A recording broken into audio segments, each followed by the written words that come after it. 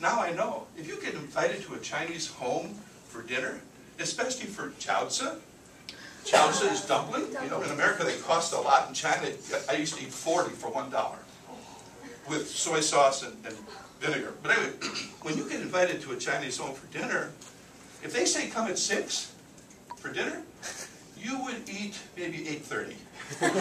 Maybe.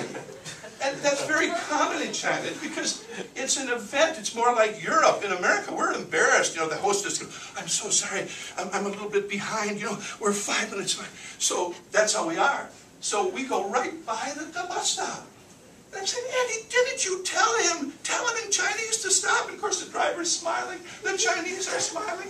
Why? Why are they smiling and I'm mad? Because they're concerned about relationship. They're with their friends. That's all that matters. So finally, we get off the bus, and 10 or 15 Chinese also miss the stop. And the Chinese are just, you know, Chinese men walk like this, right? Like older men, especially. Older fat men. And so I'm walking like that more too. And the Chinese are just smiling like, why is the Waiguoren, the foreigner, why is he so mad?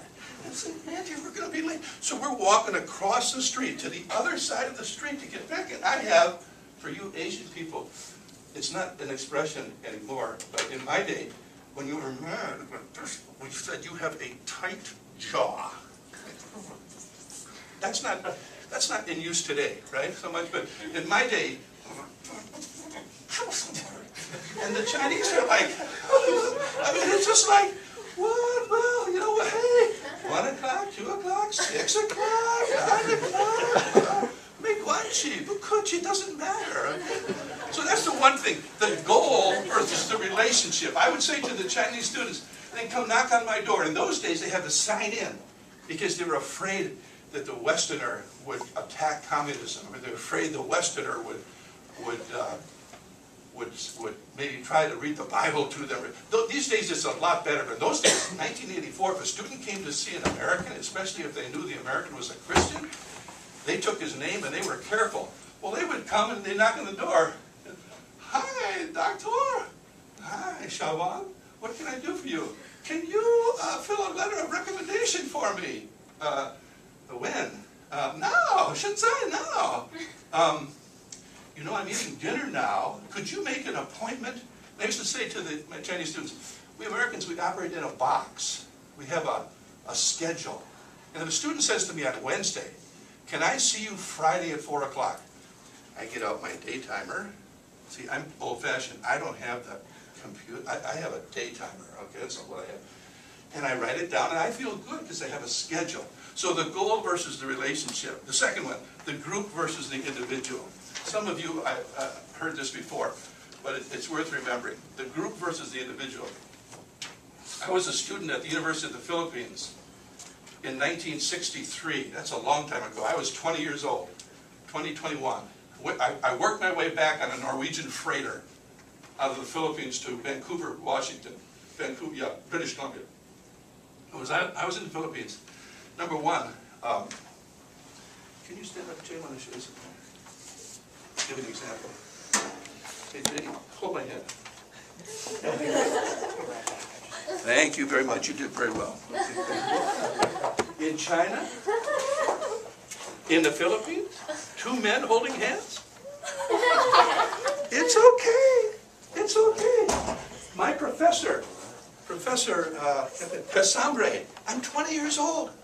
David, come walk with me. And I'm walking with him for a block like this. I hope none of my American friends see me. But holding hands for men in Asia is not like it is in America. We say, uh-oh, we've got an issue here. My wife told me that one day she was teaching. It was very, very cold at the university. This was back in China. I'll go back to the Philippines. And she said, 2 boys were sitting here next to each other.